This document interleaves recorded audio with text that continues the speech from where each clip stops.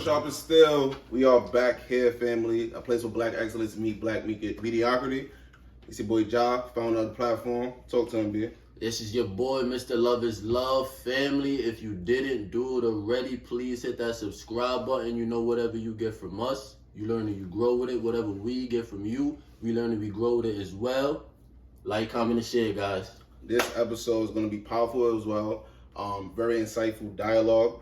First and foremost, I'm going to let my man introduce himself. Talk to the people. Talk to the community. Oh, man.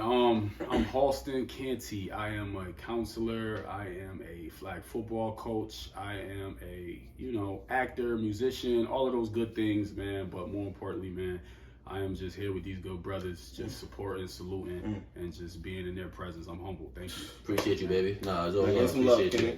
He's a king. So we're going to get right into it. This podcast episode is going to be about educating the youth on knowledge of self. So I'm 26 years old, and I feel like I'm just getting in a rhythm of, deleting everything out of my life and focusing on myself. Right. But I feel like you got to have that self-awareness. Sometimes life can humble you to get you to that point.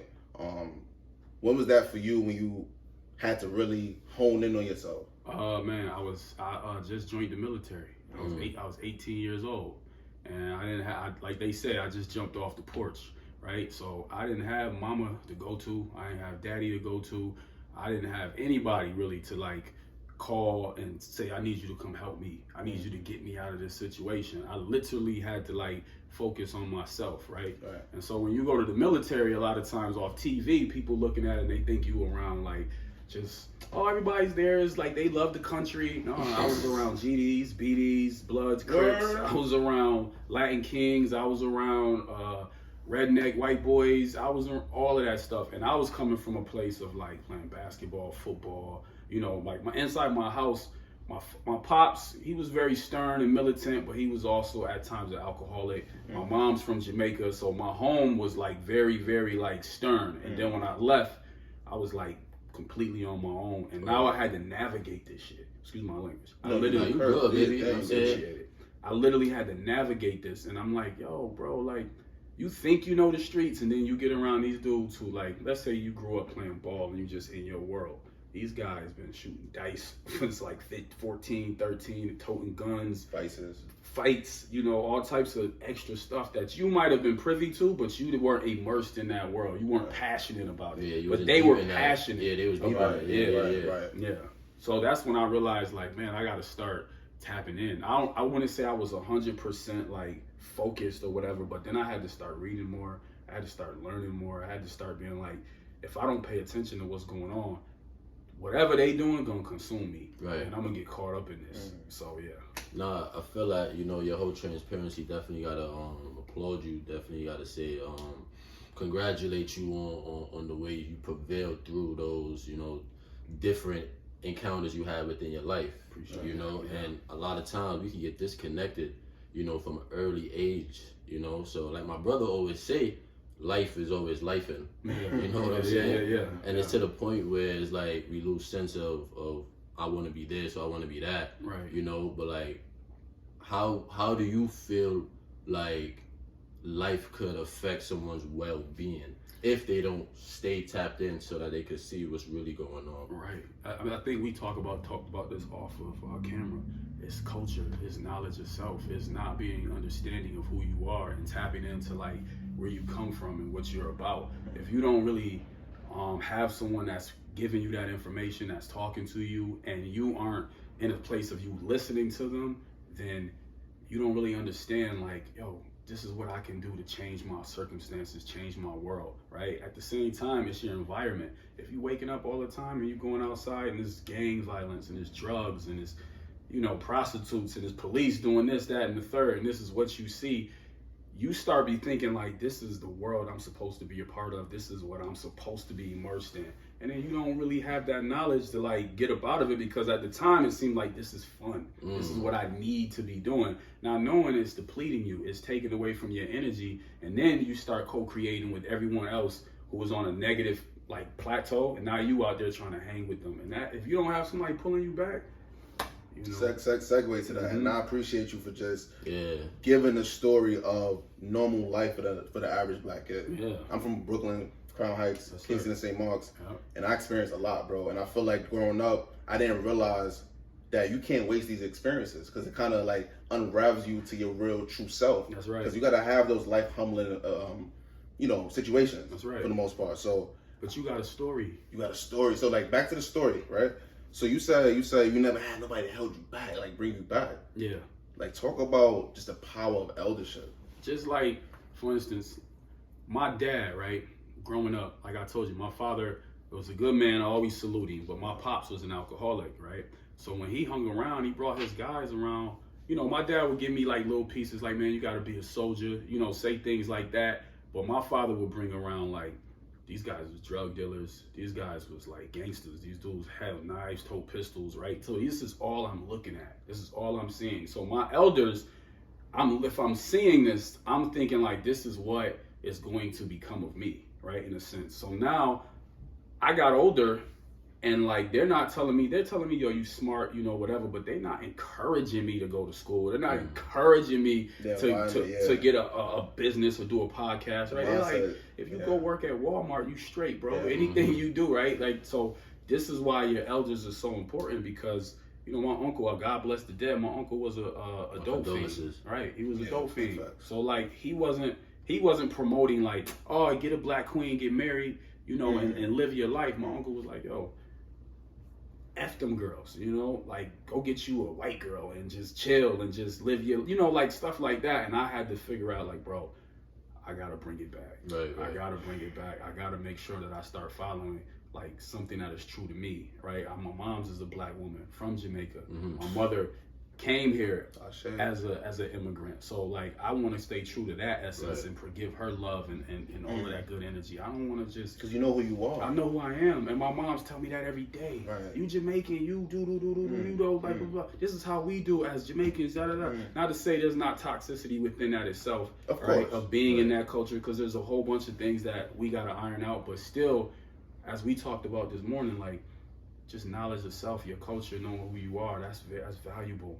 That's something that you gotta tap into, man, because you're missing out on gems and things that you don't know that's meant for you. And I know you about to go, but I know when he was saying knowledge of self, he was smacking me with so much wisdom, right? And it's crazy because when you look at black people, we lost that. We lost our heritage. We lost who we really are because, you know, it could get tricky. But just like more so just knowing who you are is so important, right? That's right. So when you have a kid, 7, 8, 9, 10, 11 years old, it's really important to like mold them and educate them, right? That's right. What kind of practices you have to carry that practice? Like how do you enforce proper education? Right. Oof. There's no irony amongst kids sometimes, man. So a lot of times it's trial and error. I'm not even gonna lie. It's like trial and error. I can talk to my face turn blue, right, and you don't understand what I'm saying whatsoever. So it's also like I give you conversation. Are you understanding of that? We're talking about a lot of our kids sometimes could be in the 6th grade but got a 1st grade reading level. So how do you talk to them on the 1st grade reading level and give them words that they're gonna embrace and be like, okay, I understand what you're saying. Are they comprehending? Are they understanding the knowledge? Right? Are they getting are they synthesizing the information? Are they applying it? Like, how are they, you know, receiving this information? They could be in the 7th grade and got a 4th grade reading level. So like, what are you saying to them? So a lot of times it's like trial and error. I mean, I've been around kids, they bring knives to school almost every week, right? So like, yo, you don't bring a knife to school because you know what's gonna happen to you. You're gonna get involved, you're gonna get in trouble, and the kids will bring a knife to school the next week right after that. So it's sort of like sometimes, man, you can tap in, call their parents, show that love, show that support, be there for them, always see that greatness and love and light inside of them, and continue to like let them know, because they're gonna mess up, just like you mess up, just like I mess up, still mess right? up. But there's people you call that's like, baby, I love you, you keep focused, or keep doing your thing, king, keep holding it down, and that type of stuff right there. Eventually, it shines through, and they tap in. They're not stupid. They're very intuitive. They're intuitive, and they know who wants to like really give them what they need, and they know who's just like, you bullshitting. On a positive side, not to cut you off, big dog, like, 'cause that's a beautiful point that you just highlighted, you know, because it's important to realize that it's trial and error at the end of the day. You know, it may be tough. Some people feel like once they do something, it's like, and it don't work out, they just gonna do what they want to do. Right. You know, but you just gotta push through. You know, and once you have that support system, like you said, beloved, babe, whatever the case, big dog, you're gonna be straight. You know what I'm saying? Keep it up. Right. But you're gonna push through and you're gonna shine through, like you said. Yeah. But I just want to dive in and tap in with the fact that being an underdog, you know, it could be good as well as it could be bad. Yes, you know, it's a double-edged sword because you could just rely on people a little too much. That's right. However, I just wanted to ask you, how important is asking help, you know, and getting the value that you're looking out of a person. Because like you said, that individual will understand that you are really looking to tap in and help build them. Yeah, you know, like how important is asking help? Right. It's extremely important. Like when we talk about mental health, for one, if you don't reach out and talk to somebody about what's going on with you, right? How will we know? You can come across and you can have a bad day today, and you might need his support on something. Facts. But he doesn't have a clue on what's going on with you because you too stubborn to ask for the question, right? Yo, bro, could you help me out? Could you know, give me a ride, some money, or some words of advice or whatever. If you're not in that space and you too immature, I'm not even gonna say immature, you might have a lot of pride, and you might not have been raised to express yourself in that type of way.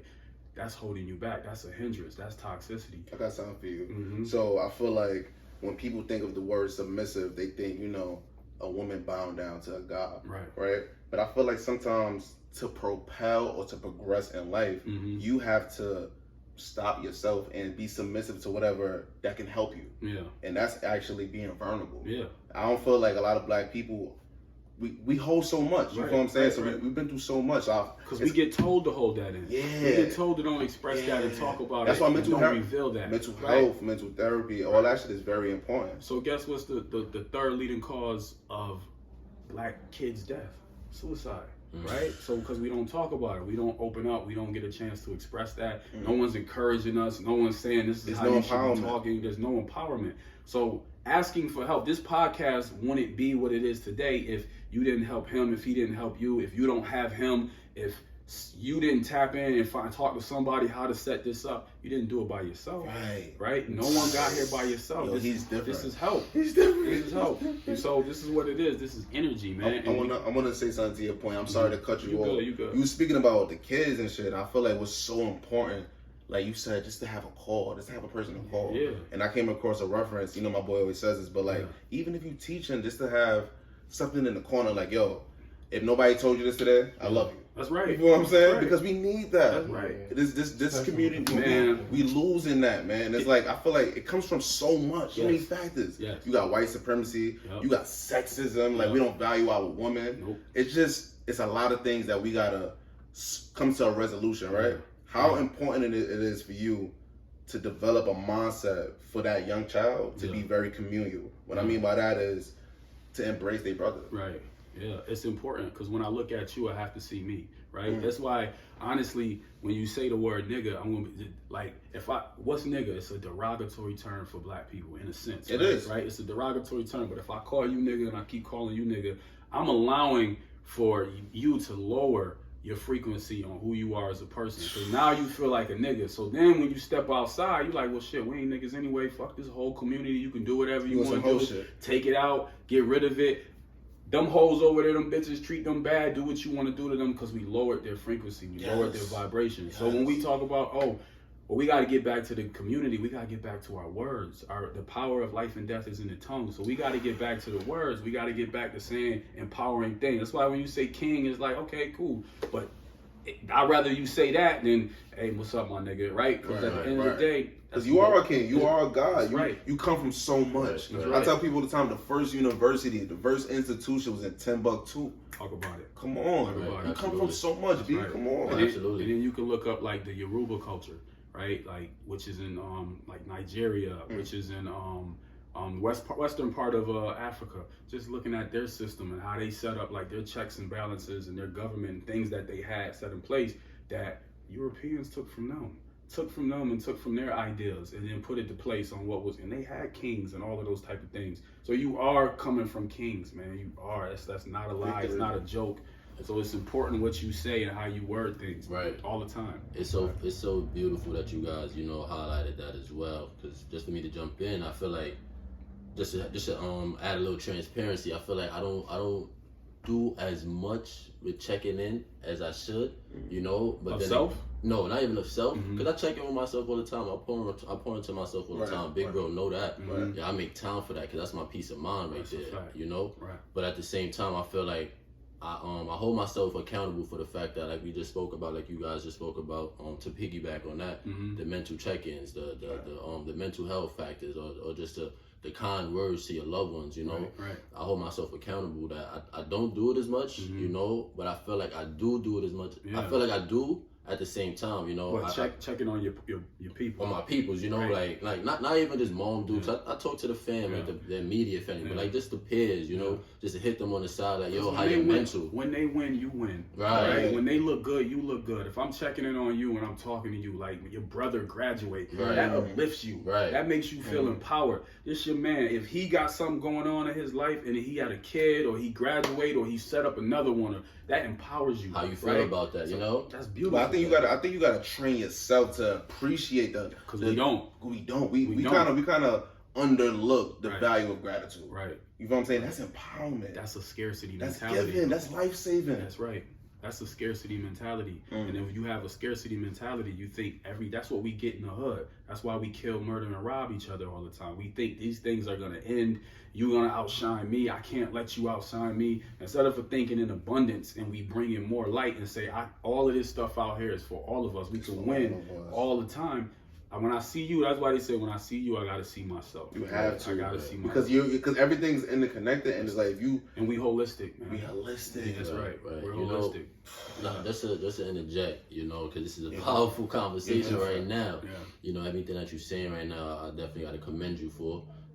Just to go back to same thing for y'all, man. With these questions, I'm like, dang, these joints is real deep. Let me think about this. Nah, it's all love, baby. It's all love. But just to bring it back to the beginning of the conversation when you were just talking about jumping off the porch, as gangster, you feel me? A lot of people don't have that type of capabilities at the same time, That's right. We tend to wait around, Right. But with that being said, I would love for you to help the Sharpn community understand, like it could be tough developing confidence, but being that you were able to jump off the porch, how were you able to continue cultivating that energy of staying focused? Because we all have up and downs. I'm gonna keep it real. God first. Like that's extremely important. Like having that foundation. Having someone in your life that you want to just see happy and smile, whether it be your child, your mom, your sister, your brother, someone that you know from the neighborhood, just connecting with them on a regular basis. Like you got one person you trust, even a robber wants to impress someone else. Like, yo, look what I done did this time, right? Like it's somebody that you want to impress all the time. So you should have that. Continuing reading, man. Reading, like you talk about knowledge of self. There's so many books. YouTube. You can go to YouTube to figure out your whole day to what you want to do. Like I spend weeks. If I want to learn about the Egyptian culture, I spend a whole week learning about that. If I want to learn about African culture and like a certain type of lifestyle or food to eat, I spend a whole week learning about that. If I want to tap in, so I've learned to just like educate yourself and continuously keep reading. That's powerful. It's one of the best things you can do with yourself. It's man. fruitful. And Absolutely. It's fruitful. I want to get to that point because I feel like when you go to college, they say have one discipline, whereas you can master so much things, and wisdom is power. That's right. Because if we know everything, we're not supposed to be here. You're not. So I love the fact that you was able to put yourself in those in those practices and that routine. That's what discipline is. Yeah. I want to say to your point too. You spoke about happiness, bro. Yeah. Two questions. So I was gonna ask you like, what is happiness to you, and how could you like tell a young kid how to embrace what happiness is? Because I feel like everybody got their own term, right? Yeah. So it's like what it means to you. Yeah. So I feel like happiness to me is more so being yourself, right? Yeah. So like when you think of certain people in your life, like you said, that you gotta impress. Yeah. Just being vulnerable, being your own self. A lot of people can't be themselves around other people. How could you tell a child to embrace or, define their own happiness? Oh man, I think you just said it best. Learning how to accept yourself, learning how to love yourself, accept your flaws, realizing that you are perfectly imperfect, and you have to embrace that. Yes. Like, there's nothing better. No one can be you, bro. Right. You are you. No one can say what you say. No one can do what you do, even if it ain't what's popping right now. It's you. Right. No one can do that better than you. Right. And it's just you, man. Right. And so happiness to me is right now. Just being in the moment. Like I'm not in the pursuit of anything external that I need. And I'm like, oh, I want to do better.